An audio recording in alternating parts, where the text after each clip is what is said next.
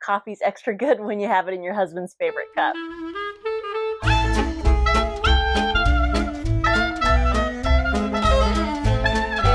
Hello and welcome to another video. My name is Heather, and as always, I'm reading with a vengeance, and I hope you are as well.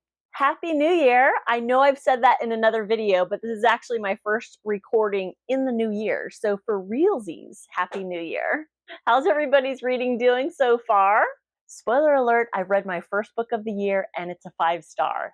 That's a way to start the year. I'm so excited to talk to you about it, but it's not going to be in this video. So today I'm going to talk to you about the books I read in the second half of December. But first, some stats. For the month of December, I read a total of 12 books.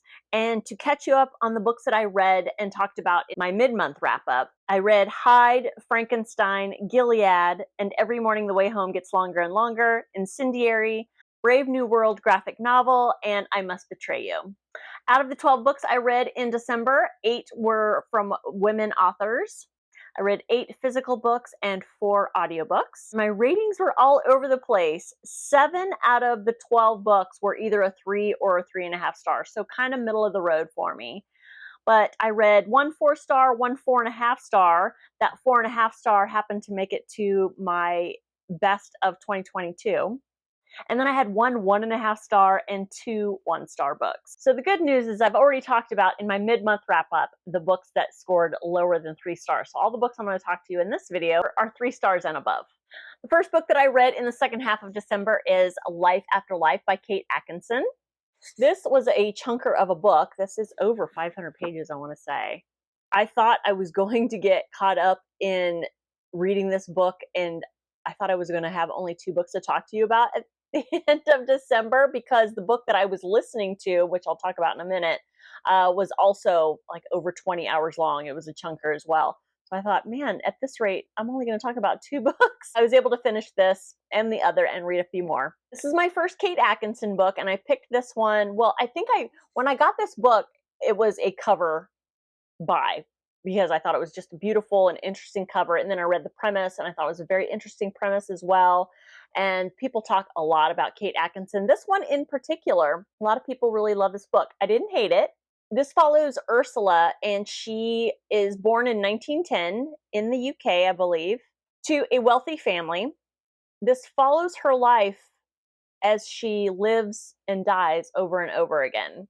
So she's born 1910, and in the very first death, she dies just a few minutes after she's born. And then the next section of the book, you follow her, and she is maybe 5 years old, and you follow her life when she's 5 years old, and then she dies at that age. And then the next part of the book is Ursula's life when she's, say, I don't know, a teenager, and then you follow her life for a little while, and then she dies. And on and on and on. So she dies multiple times throughout this book, and then she's reborn. And I will say the good thing is that you don't go back. It didn't seem repetitive where it should have. It's not like every time she's reborn, you start from the beginning and you go through her life to see how things are different. But you do learn how things were different, but just not in a repetitive way, which I appreciated. I was confused at the beginning of this book. Had I not read the synopsis, had I not already known what was kind of going to be the gist of the story, I would have been lost. I would have been very, very confused. I considered DNFing early on just because I was like, what is happening here? I didn't really understand. But once I did realize what was happening, I enjoyed the story. I enjoy a good historical fiction, and a lot of this takes place surrounding World War II, and that is an interesting point in time for me to read about. So I appreciated that. I did like how instead of it having like a repetitive nature as far as when something happens that has happened in a previous life of Ursula's, she recognizes a little bit, but she kind of chalks it off as a deja vu. And I thought that was an interesting way to handle that. The thing that I didn't appreciate in this book is it never really addresses why this is happening to Ursula. Some people might not need that when reading this book. So that's more of a me thing, but I I wanted to know why this was happening. And so that kind of irritated me at the end of the book. Although some would argue that the thing that happens like in the very first page in this book, that's the why. I won't spoil it for you, but if that's the why, then I thought the rest of the story was somewhat weak. I thought the writing was beautiful. I felt it was too long. I feel like the older and older I get, though, the less patience I have with really long books, so that also might be a me thing. But I feel like it could have been a little bit more succinct in getting to the point of the story, if there even was one.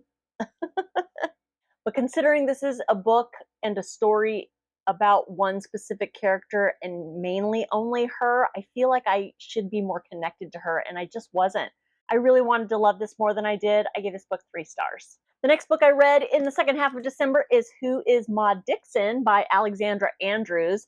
I picked up this book because Reading with Matthew raved about it. If you don't watch Reading with Matthew, you should check him out. He's got a great channel, and I just love the way he talks about books. He gets super excited about books he loves as well. I did enjoy this one. I didn't love it as much as I hoped to. The one thing that I will say, I will give the same advice that Matthew gives, and that is don't read the inside flap. The less you know going into this book, the better.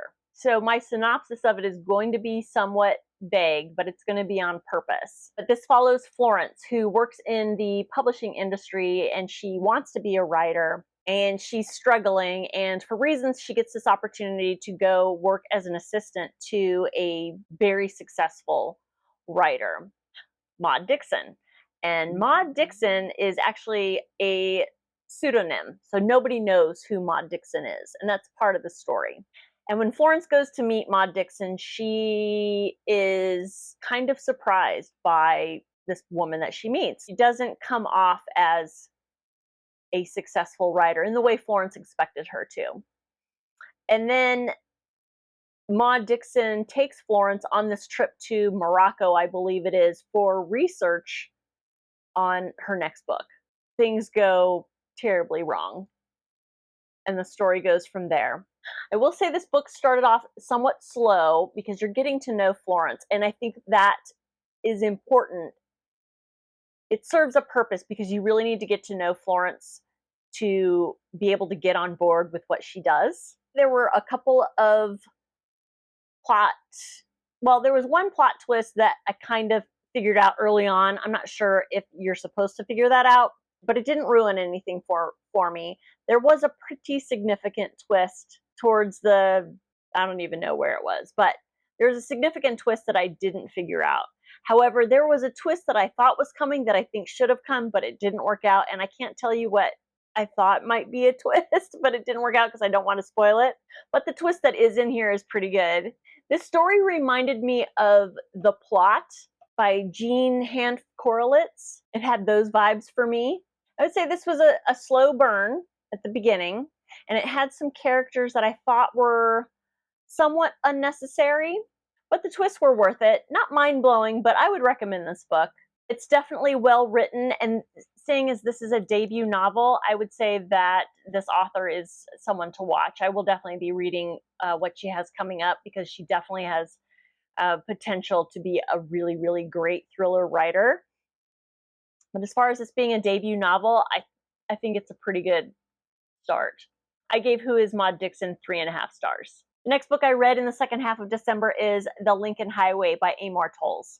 This was an audiobook for me, and I really enjoyed the audiobook. The narration was done by, I believe, 3 different narrators. I was super hesitant about reading this book because unpopular opinion here, DNF'd A Gentleman in Moscow. Now, A Gentleman in Moscow, I keep going back and forth as far as if I'm going to try to read it again, because I hear people say, oh, give it another try, you'll love it. And at the same time, some other readers that I trust their opinion are saying, don't bother, I DNF'd it too, or I wish I had. So I'm still on the fence about that. But The Lincoln Highway was fantastic. I absolutely love this story. To be fair, this story is a little bit more up my alley. It is coming of age. It takes place in the 50s. I prefer the 60s, but the 50s was pretty good too. And I just connected immediately with the main character. We are following Emmett. He's a 17-year-old boy born and raised in a small town in Nebraska. And in 1952, I want to say, he's released from a juvenile detention center. He served some time for a fight that he got into that went terribly wrong. Emmett's a good kid, and he goes back home after serving his time to find out that his father has died. Emmett is left to take care of his 8-year-old brother, Billy. Emmett wants to start fresh, and so he decides to go on a road trip with his little brother and head to California to start a new life, just him and his brother. However, Emmett finds out that when he was driven home by the warden, 2 other inmates have escaped, stowed away in the trunk of the car, unbeknownst to anybody else, and decides to go on this road trip with Emmett, much to Emmett's chagrin.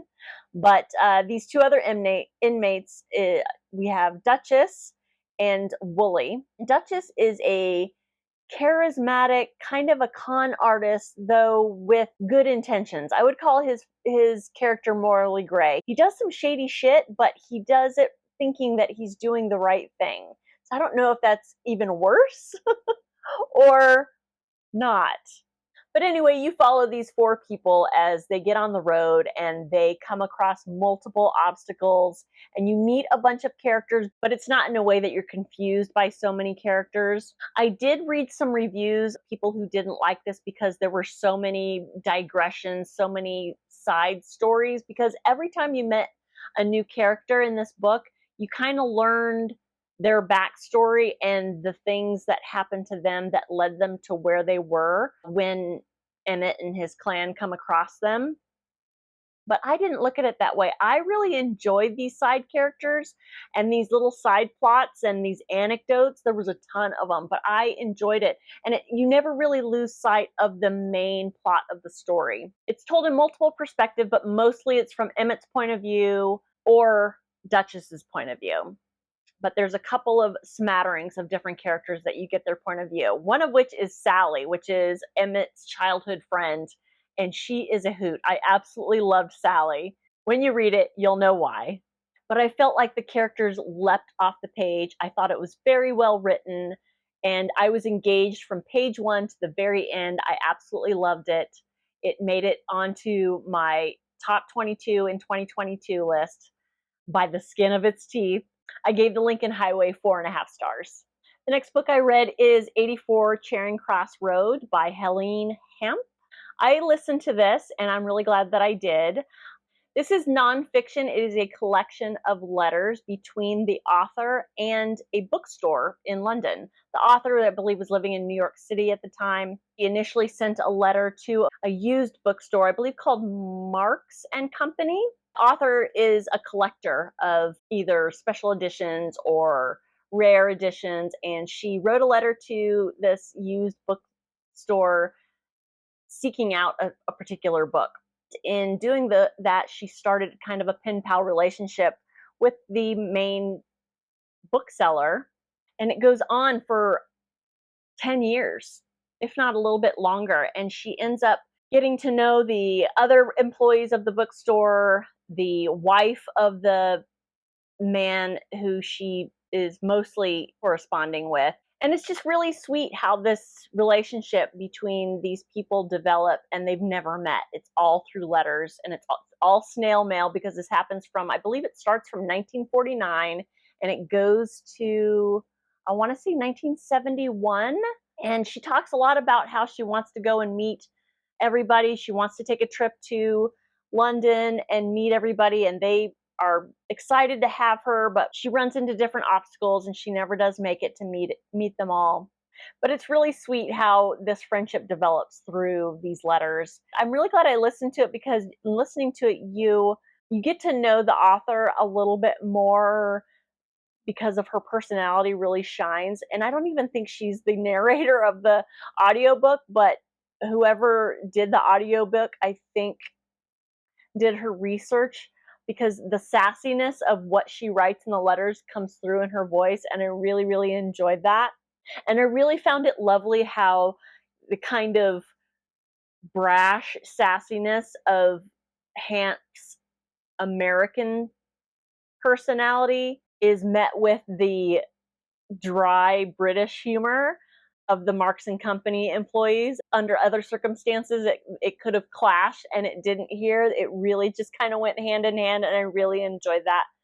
Now, I really do love a story, whether fiction or nonfiction, when people are talking a lot about books, and there's a lot of that here because that's the gist of their friendship.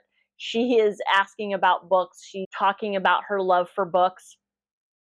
And of course, she's talking to people who work at a bookstore. So there's that common ground of the love of books. And I really enjoy that. Unfortunately, in this particular book, there's a lot of references that just kind of went over my head. Some of the books, there were a few that I understood that were familiar to me, but there were a lot of references that I was not familiar with.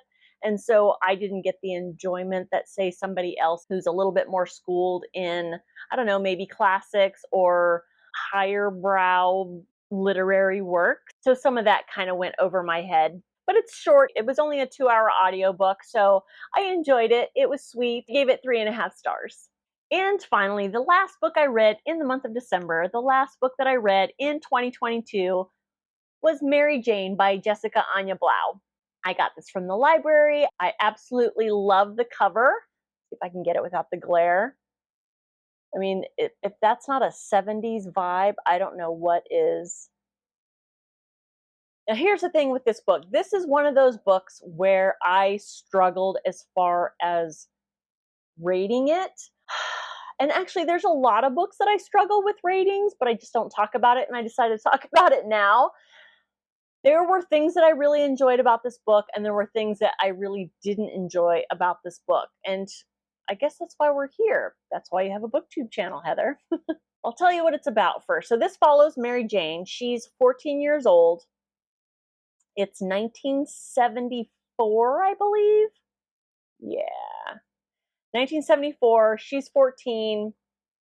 She is growing up in a very straight-laced, stiff environment in her house. Her dad wears shirt and tie to the dinner table every night, reads the newspaper, doesn't really engage in conversation with Mary Jane's mom or Mary Jane herself. Mary Jane's mom she wears heels and pantyhose to clean the house. Church every Sunday, just very stiff.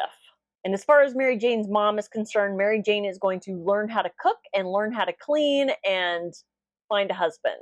So then you have Mary Jane getting a job for the summer as a nanny / housekeeper for a new couple that has moved in the neighborhood, and their 5-year-old daughter, Izzy? It is Izzy, isn't it? This couple is nothing like Mary Jane's parents. They are the epitome of rock and roll hippies.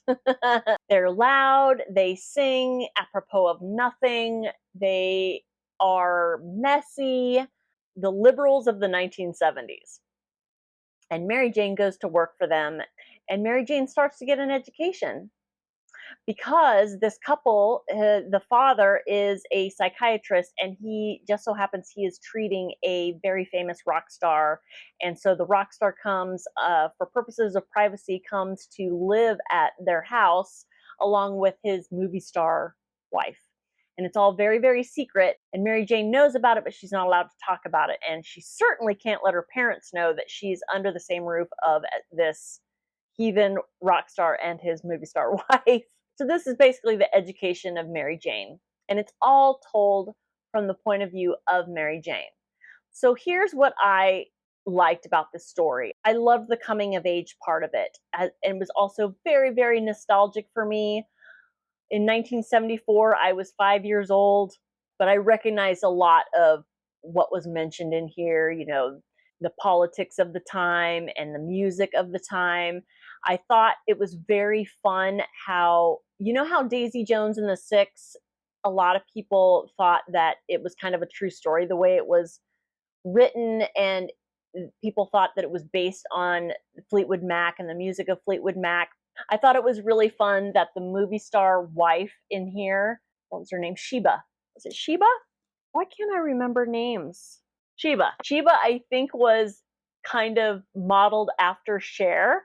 And I absolutely love that. And I say movie star At the time of this book, Sheba had just finished doing a variety show where her and her musician husband sang and danced and had stars, and it just kind of reminded me of the Sonny and Cher show. And even Sheba is described as having, you know, this beautiful skin and this beautiful body and this long, dark, shiny, straight hair down to her butt. I kind of appreciated that. And then at the end, it's mentioned that Sheba has read a script for a movie where a woman kind of uncovers something going on at a nuclear power plant, which sounds to me an awful lot like Silkwood. So that part I appreciated. And then there was also a part where Mary Jane talks about how, I don't know if any of you remember that the pantyhose legs used to come in a plastic egg. And as a kid, I remember when my mom was done with the egg, I would play with the egg and I would take the two halves of the egg and put it in my shirt and they would be my boobs. So silly. Well, she does that in this book and it was just so validating. I was entertained by that. So there was really a lot to like in this book. The thing that I didn't like about this book is it's very, very simplistically written. It almost is written as if it's a mature middle grade book. So even though you're dealing with some heavy topics, the writing style was just overly simplistic for me. To the point where I'm even looking like, is this a debut novel? And I looked back and it's not. But with that being said, I really enjoyed Mary Jane. I liked her as a character. I like learning about her and her experiences as a 14-year-old. Everything that she experienced in this book, I could relate to. I just felt like I was going to love it more because it's a coming of age story, which is kind of like one of my favorite things in a book. And I just didn't love it as much as I thought. But I would recommend it. I gave it 3 stars. So that is it. Those are the books that I read for the month of December. Have you read any of these books? What did you think of them? Agree or disagree with my thoughts on any of these books? I would love to hear about it. Or you can just say hi down in the doodly-doo. If you're still watching at this point, please feel free to give that like button a boop, and a subscribe would be wonderful, and I will see you all next time. Bye-bye.